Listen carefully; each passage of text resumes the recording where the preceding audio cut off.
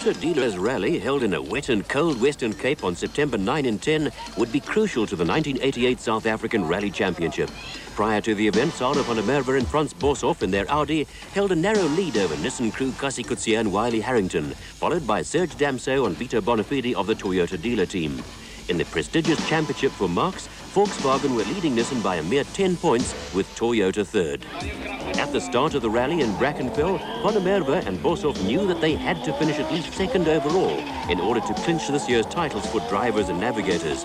They could not afford any mistakes, as van der Merwe will be unable to contest the last event of the season next month due to overseas commitments. It was a determined superfan who set off on the Audi Sport Quattro on the first special stage held in the hypermarket parking area. Equally determined were local heroes Serge Damso and Vito Bonafide, leading the Toyota dealer team in their four-wheel-driven turbocharged Toyota Conquest. Although less powerful than its rivals in Class A, the nimble little Conquest is possibly the best handling rally car in South Africa. Damso used this advantage to the full in the tight first stage and put up the quickest overall time. He beat van der Merwe and Boshoff by 3 seconds. Tying with the Audi in second place were Hannes Grobler and Piet Swanepoel in the locally developed four-wheel-driven turbocharged Nissan Skyline. This megabuck car, which is considered to be the most technically advanced project ever tackled in South African rallies, has experienced teething problems during earlier events this year. The Nissan team were hoping that this penultimate event of the season would bring them that elusive overall victory for which the 600-horsepower vehicle was built. The Cape Showgrounds hosted the third special stage, which attracted a large crowd of spectators. With so many of their biggest supporters on hand, Cape Tonian Serge Damso and Vito Bonafide simply had to win the stage in the Toyota Conquest, and this they managed to do. They beat the rapidly driven Volkswagen Passat of Nick de Waal and Guy Hodgson by 7 seconds. De Waal had a clear lead in Class B at this stage, and again showed that the turbocharged four-wheel-driven Passat can be extremely competitive against the more sophisticated and expensive cars in Class A of South African rallies. Hannes Grobler and Piet Swanepoel found the tight showground stage restrictive in the brutishly powerful Nissan. They had to settle for third quickest time, a second behind de Waal and Hodgson.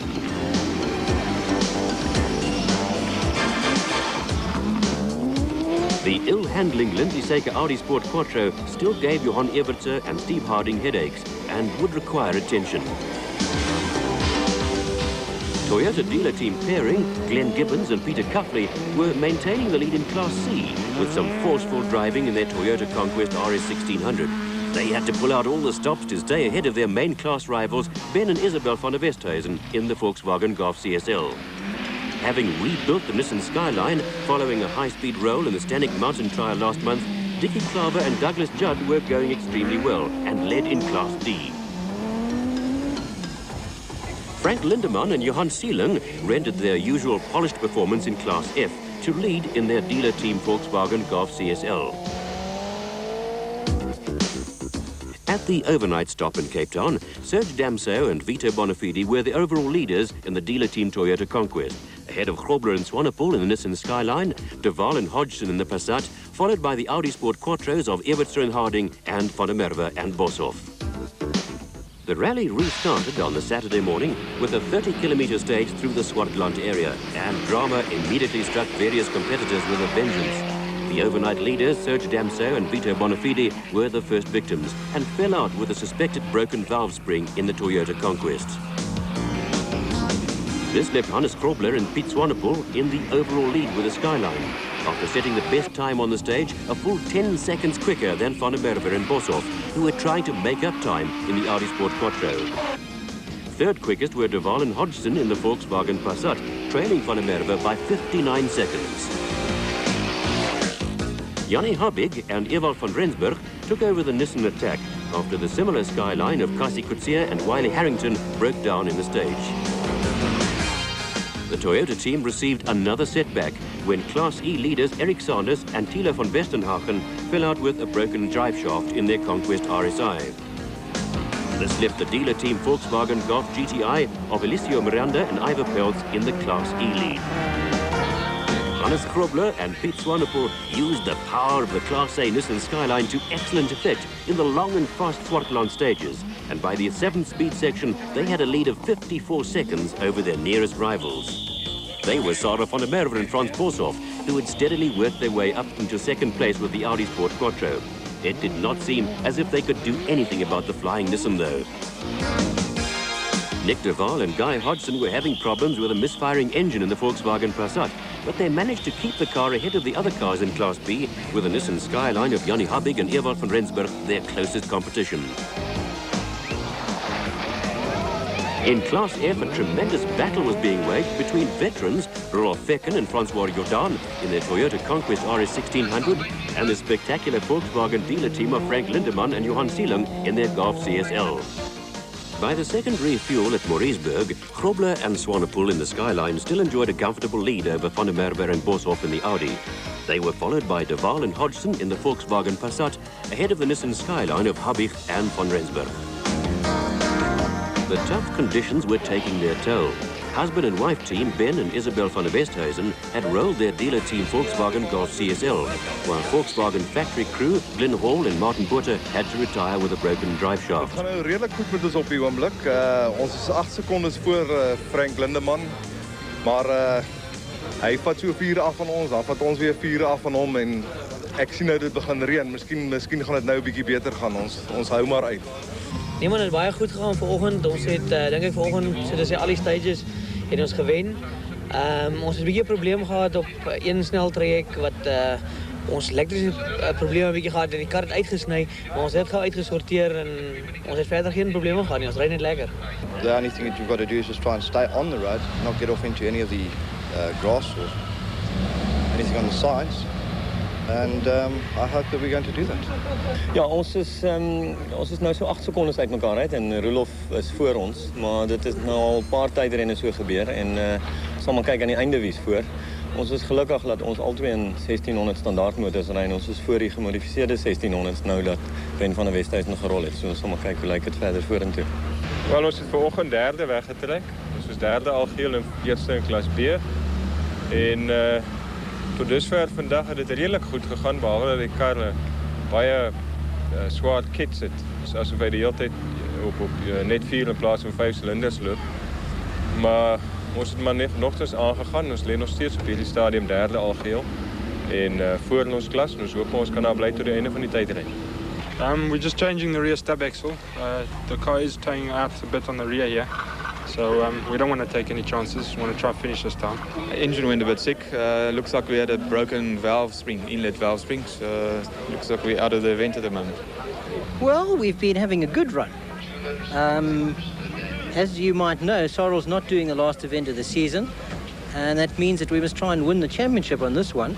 And to do that, we have to finish second. So we're quite happy to be in second place. Although I must say that Grobler's going very quickly. But we're not taking any chances. And we're in a nice second place, some 40, 50 seconds ahead of Nick de Waal, and that's quite a nice position to be in. Although maintaining that they were not trying to catch the rally leaders, Sarah van der Merwe and Franz Boshoff set about their task with a vengeance on the next stage, achieving the best time in the Audi Sport Quattro. In the wet and treacherous conditions, four-wheel driven cars were enjoying a substantial traction advantage over the more conventional vehicles.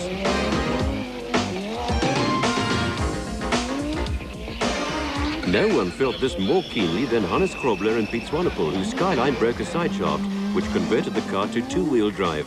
The resultant poor handling caused them to lose 17 seconds to Van der Merwe and Boshoff, to the delight of the large crowd, who were beginning to anticipate a close fight to the finish. Having solved their misfiring problem, Nick de Waal and Guy Hodgson were putting up a superb display in the Volkswagen Passat, while hanging on to third place overall, and their lead in Class B. The electrical problems which plagued many other teams due to the wet conditions did not seem to affect them, and they were rapidly becoming the foremost favourite crew with the enthusiastic crowd.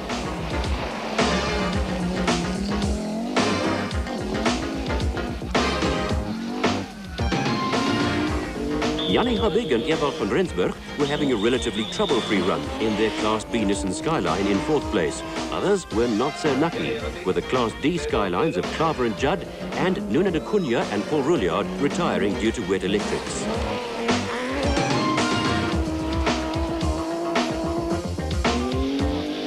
Cape Townians Bruce Anderson Terry and Alan Castley were still in the running in their old Toyota liftback, as were Glenn Gibbon and Peter Cuffley, who led in Class C in their Toyota Conquest, and Alicio Miranda and Ivor Peltz, who were the top privateers and Class E leaders in their Volkswagen Golf GTI. Koos Roos and Dave McGregor were hanging on to 6th place overall and entertaining the spectators with their Class B Nissan Skyline.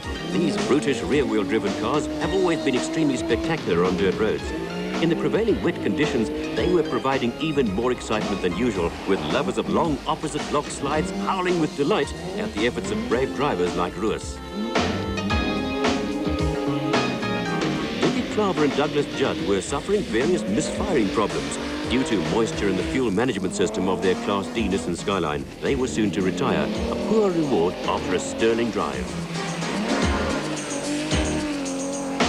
After the retirement of Klaver and Judd, the Class D leadership went to Jeff Sanders and Gary Schoof in their smoothly driven 16-valve Barnes Volkswagen Golf GTI. Toyota dealer team crew Rudolf Fecken and Francois Jordan were grimly hanging on to the Class E lead with their Toyota Conquest RS 1600. They were marginally ahead of the dealer team Volkswagen Golf CSL of Frank Lindemann and Johan Seelang, who seemed to escape most of the water-orientated maladies experienced by other crews. Glenn Gibbons and Peter Cuffley were enjoying a comfortable lead in Class C with their dealer team Toyota Conquest RS 1600 after solving some electrical problems during the refuel halts. Paolo Piazzamusso and Cindy Crossley were also plagued by a water problem in their Class C Volkswagen Golf CSL. But Alicio Miranda and Ivor Peltz, who didn't seem to be threatened in any way for their lead in Class E with their 8-valve Volkswagen Golf GTI. Hannes Grobler and Piet Swanepoel again had the benefit of four-wheel drive in Stage 9 in the Nissan, but found the tight road slightly too narrow for the turbocharged beast. Nick Duval and Guy Hodgson, still going strongly in 3rd place with the Volkswagen Passat, experienced the same problem, but continued to dominate Class B of the rally. Frank Lindemann and Johan Seelang were again in the Class F lead in their dealer team Volkswagen Golf CSL. Hannes Grobler and Piet Swanepoel were back in stride in the Class A Nissan Skyline, setting up the quickest time in Stage 10, which led to a wet and slippery speed test in the centre of Malmesbury. With the end of the rally and the first overall victory for the four-wheel driven Nissan Skyline in sight, this was no time for mistakes. Grobler obliged with a superb display of car control in the 600 horsepower vehicle, which is not suited to car parking lots in any way.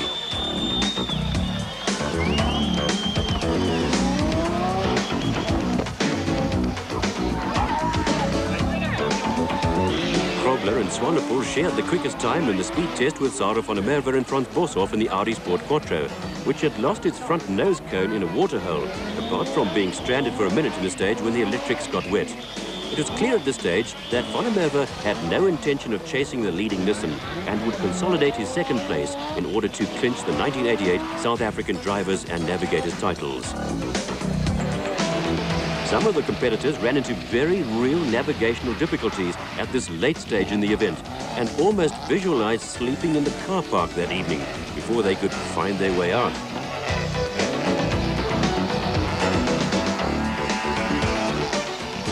Hannes Grobler and Piet Swanepoel were full of confidence for a victory, and they completed a triumphant weekend by winning the last stage of the rally at the Cape Showgrounds in the Skyline. A fitting tribute to the dedication and hard work which had eventually turned the complex car into a rally winner. Van der Merwe and Boshoff came home in 2nd place to win the 1988 South African Drivers and Navigators titles. It would be Supervan's 11th and Boshoff's 10th. Nick Duval and Guy Hodgson came in 3rd overall and the clear Class B winners in the Volkswagen Passat, while Jannie Habig and Ewald van Rensburg finished in a fine 4th place in their Nissan Skyline.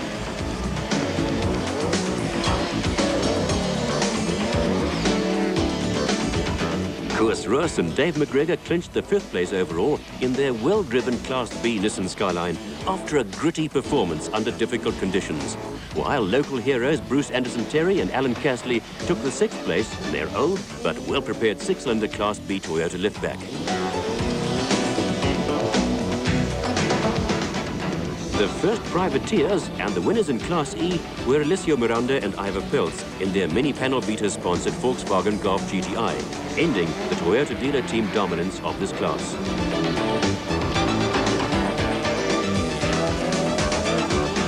Frank Lindemann and Johan Seeling marked up another Class F victory in their 1600cc dealer team Volkswagen Golf CSL, while a jubilant Jeff Sanders and Gary Schuth took a well-deserved win in Class D in the Barnes Volkswagen Golf GTI.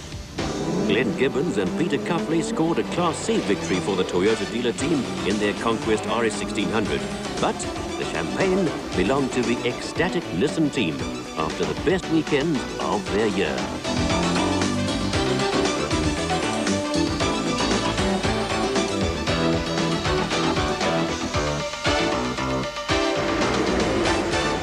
Man, ons het vanoggend baie goed begin met die eerste sneldeel waar ons Sarel en soos redelijk baie tyd afgevat het. Ek dink het hulle 'n bietjie afgesit in daai stadium. Ons baie goed gegaan. Laat ons was omtrent 'n half minuut voor Sarel op 'n koel toe ons agter sy as gebreek. En dit het ons 'n bietjie teruggegooi.